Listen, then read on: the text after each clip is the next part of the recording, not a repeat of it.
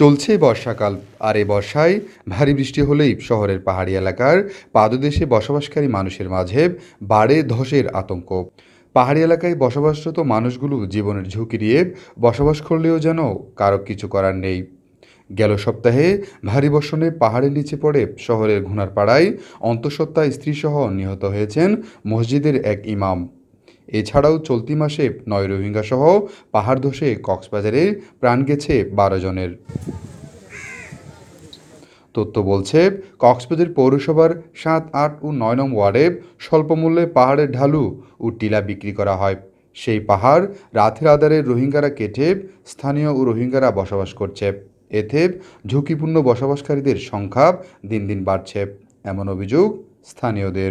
পাহাড় কাটাতে ওদের কারণে অনেক সমস্যা হয়। রাতে হলে পাহাড় কাটে নিচের দিয়ে করে ফেলে, কুল করে ফেলে। ওই যে বাড়ি বর্ষণ হলে তখন ভাড় ভেঙে বাড়ি করে ঝুঁকি থাকে। প্রতি বছর চিহ্নিতদের বিরুদ্ধে সংশ্লিষ্ট প্রশাসনের নজরদারি না থাকার কারণে পাহাড় কাটতে উৎসাহ পাচ্ছে বলে জানায় স্থানীয় ওয়ার্ড কাউন্সিলর। বিশাল বড় একটি সিন্ডিকেট রয়েছে, তারা বিভিন্ন পাহাড়গুলা দখল করে তারা ওই যে বিভিন্ন রোহিঙ্গাদেরকে, বিশেষ করে তাদের টার্গেট হচ্ছে রোহিঙ্গা এবং হচ্ছে যারা নিম্নমানের যে লোকগুলো আছে গরিব, তাদেরকে এই পাহাড়গুলা বিক্রি করে। আপনি দেখবেন যারা পাহাড় কাটে ওই রকম লেবারের বিরুদ্ধে কিন্তু মামলা হয়েছে, কিন্তু যারা প্রভাবশালী যাদের পাহাড় কাটে তাদের বিরুদ্ধে কিন্তু আজ পর্যন্ত আমরা মামলা হতে তেমনটা দেখা যায় না।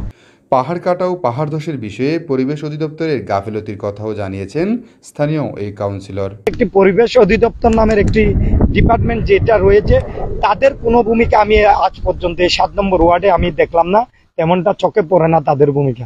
আজকে যদি সংক্ষিপ্ত যারা রয়েছে তারা যদি সঠিকভাবে যদি তাদের দায়িত্ব পালন করে, তাহলে এই পাহাড়গুলা কাটাও যেত না, আর পাহাড় না কাটলে এই যে মানুষগুলা মৃত্যুবরণ করতো না। পৌর শহরের পাহাড়তলি, কলাতলি, ঘুনারপাড়া, বৈদ্যঘুনা, লাইট হাউস সহ 12টি ঝুঁকিপূর্ণ স্থানে বসবাস করছে মানুষ। গেল 10 বছরে কক্সবাজারে পাহাড় ধসে অকালে প্রাণ হারিয়েছে 2 শতাধিক মানুষ। পাহাড় ধসের ঝুঁকি এড়াতে পাহাড় কাটা বন্ধে প্রশাসনের নজরদারি বাড়ানোর দাবি সংশ্লিষ্টদের। মোজাম্মেল হক, TTN, কক্সবাজার।